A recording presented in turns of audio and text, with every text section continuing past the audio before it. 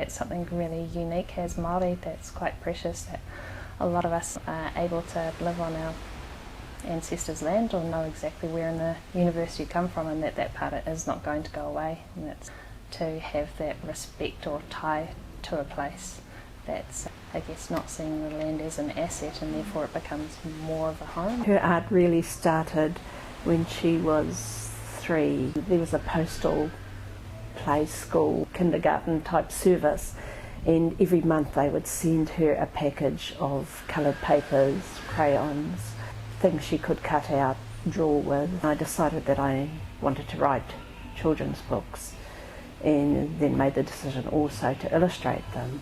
That possibly had some influence on Desna, but likewise her, when she learnt art, particularly at high school, she came home and influenced what I did too.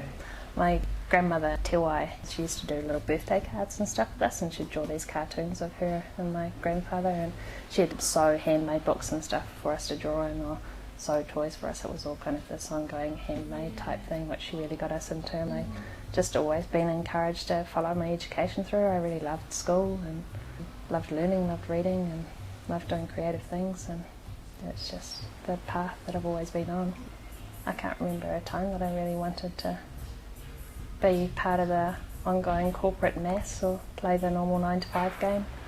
It's hard to do that and have creativity left. If you choose to buy into the absolute corporate side of things, then often you're really exhausted by the time you get home, which means that my art would become a hobby, which when you're passionate about that is, you know, it's kind of soul destroying really. I have in the last couple of years trying to change that a bit. I had cancer 2 years ago, and I saw quite a few people that weren't going to survive after that, and also you get put in isolation on it occasion, and there was like half a ward full of people that had got cancer and that weren't going to leave there, and that had spent their whole lives slogging it out in something that they didn't really enjoy, to by this particular dream that they had, and they were going to do the dream later, and then, you know, you get there, you've got cancer, that's it.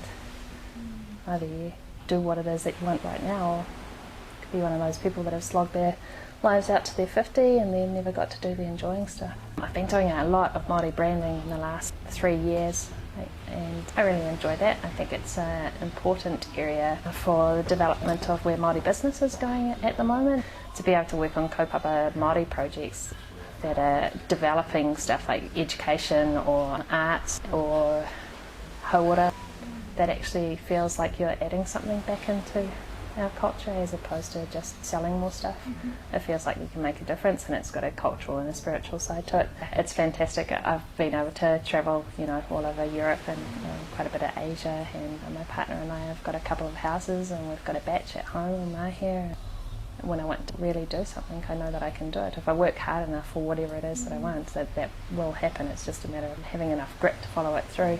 I think to really be successful, you kind of have to let go of your ego. Really successful people have got huge egos, but it's a difficult place to get to unless you're willing to learn. I think it's hard as an artist because sometimes it can be that you're dealing with really personal material, and putting your stuff out there, it allows you to stretch and grow. If you don't make mistakes or don't get out there and do that, you're only ever going to end up in the same place that you were at the start. So giving it a go means you're growing.